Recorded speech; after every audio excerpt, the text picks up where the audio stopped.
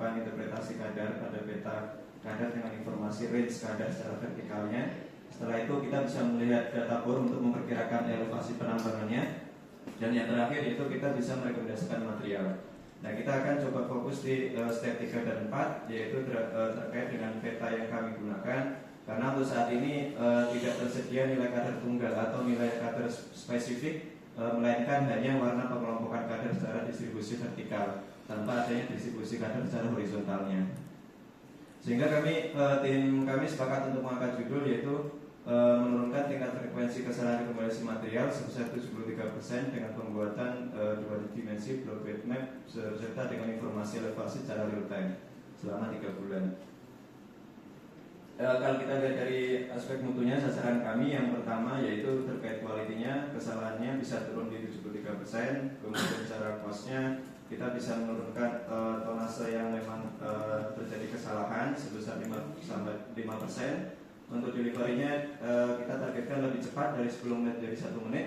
Kemudian secara moralnya tentunya kami berharap petugas grid control ini lebih confident dalam melakukan rekomendasi material. Dan terkait dengan safety-nya, ketika loading point, ketika waktu lebih cepat maka kondisinya akan lebih aman.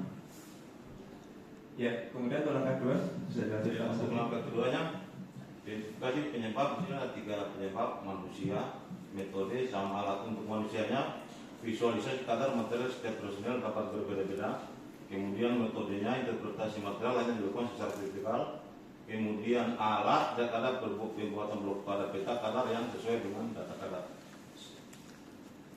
Untuk identifikasi penyebabnya, sini ada penyebab dominannya, interpretasi material hanya dilakukan secara vertikal sehingga SL3O menyimpulkan untuk menyelesaikan dengan presentasi 100%. Untuk langkah 3-nya, menentukan alternatif solusi. Di sini ada 3 solusi. Yang pertama, aplikasi modeling, mengetahui penyebab data baik secara vertikal dan horizontal.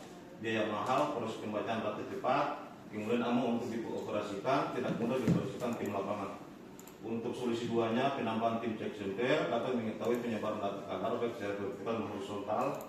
Biaya cukup mahal, proses pengambilan data keluar hasil sampai lama, potensi terjatuh, terprosok, kemudian menentukan banyak orang.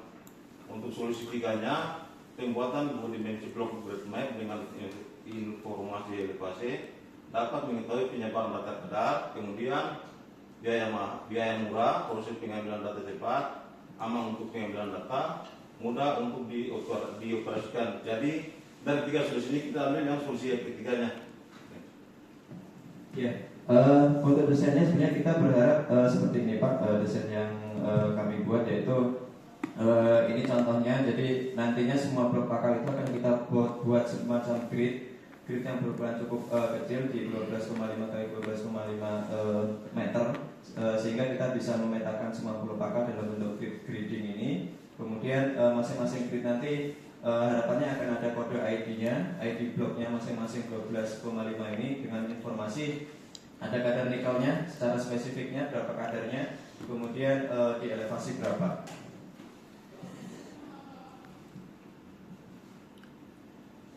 Selanjutnya ada 4 penyusunan rencana perbaikan, yaitu engineering, browsing, pengumpulan data, pembuatan konsep atau desain peta, kemudian alat dan bahan komputer, konstruksi, pembuatan peta 2 dimensi block grid map dengan menggunakan perangkat lunak atau digital, kemudian evaluasi, uji coba di lapangan, evaluasi hasil, update prosedurnya. Ya, baik. Selanjutnya untuk langkah kelima yaitu penerapan rencana perbaikan. Jadi kami sudah melakukan brainstorming, kami sudah melakukan pengumpulan data serta pembuatan konsep atau desain peta yang nanti akan kami buat, yang tadi sudah kami jelaskan. Kemudian untuk pembuatan petanya sendiri, yang pertama tentunya kita menyiapkan perangkat hardware-nya yaitu berupa komputer atau laptop. Kemudian kita sudah ada software yang existing yang kami gunakan, yaitu ada Surfax sama ArcGIS Pro. Dan ini merupakan database atau berupa blok model yang sudah dibuat. Jadi ini yang akan kami terjemahkan ke dalam peta kami, sehingga lebih mudah untuk kami gunakan di lapangan. Kami bagi lagi lebih detail lagi per minggu. Jadi kita potong database kami itu per minggu sesuai dengan boundary planning yang disampaikan ke kami. Kemudian kami lakukan exporting data sehingga kita bisa mengetahui kadar masing-masing bloknya dan elevasinya berapa. Yang selanjutnya kita membuat, sebelum kita membuat petanya maka kita lakukan terlebih dahulu yaitu pembuatan grid tadi Pak. Jadi di semua pulau pakal itu sudah kita buat gridingnya yang 12,5 tadi meter tadi kali 12,5 dengan jumlah sekitar 27.000 griding. Kemudian untuk selanjutnya kita melakukan input hasil ekspor tadi dari database kami tadi. Kemudian selanjutnya kita menampilkan informasi kadar nikel dan elevasinya. Ini kita membuat script terlebih dahulu sehingga bisa muncul nilai NI dan elevasinya. Ya, petanya seperti ini. Ini contoh peta yang berhasil dibuat. Jadi ini sudah terbagi menjadi kotak-kotak hitam ini gridingnya. Jadi semua pulau pakal kita sudah membuat gridingnya, lokasinya. Kemudian secara horizontalnya kita ada penyebaran ornya, secara vertikalnya juga sudah ada karena ini ada informasi ketinggiannya berapa, kadar nikelnya berapa. Kemudian kita memanfaatkan open source yaitu aplikasi Avanza Map untuk kita gunakan untuk mempermudah menentukan posisi kami berada di mana sehingga kita bisa mengetahui kadar tempat kita melakukan penambangan itu kadarnya berapa. Untuk uji coba lapangan kita sudah lakukan juga. Jadi ini contoh kita berada di lokasi salah satu grid yang sudah kami buat yaitu di PK9114. Ini contohnya. Kemudian yang kedua yaitu ini untuk pembacaan peta yang sudah kami buat juga. Jadi ada di grid tertentu dengan ada informasi kadar nikelnya dan elevasinya berapa. Iya, kendala sebenarnya ada satu kendala kami gagal untuk melakukan importing data ke dalam Avanza Map, tapi ini bisa kami atasi dengan melakukan define koordinat terlebih dahulu. Untuk langkah 6 terkait dengan kondisi sebelum dan sudah perbaikan, secara langkahnya sebenarnya kita bisa fokus di langkah 3, 4, kemudian setelah perbaikan kita fokus untuk langkah 3. Jadi sebelum adanya perbaikan, peta kami seperti ini. Jadi tidak ada informasi secara horizontalnya itu, nggak ada informasi kadarnya berapa.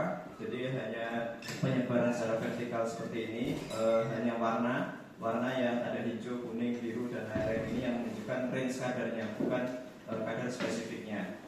Kemudian kita lakukan perbaikan tadi ya, ini peta yang kami gunakan saat ini dengan membagi beberapa grading, kemudian ada penyebaran vertikalnya, horizontalnya, dan ada informasi kadar yang spesifik beserta informasi elevasinya.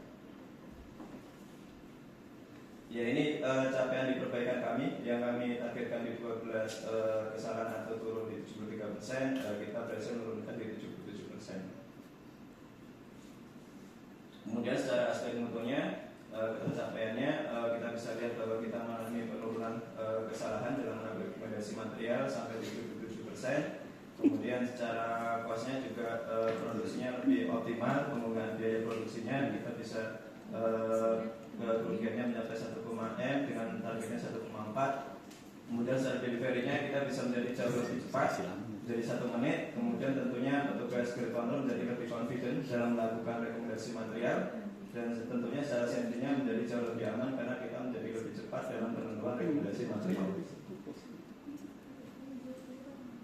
Ya, ini untuk kinerja keuangannya. Jadi ini potensi kerugian ketika memang kita tidak melakukan perbaikan.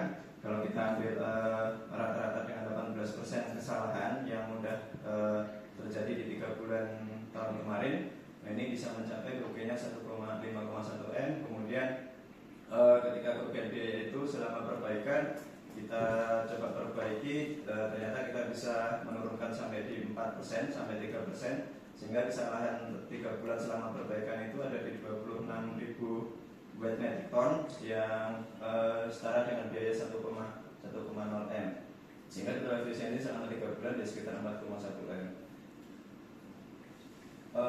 Ini merupakan testimoni untuk pihak yang saling berkaitan.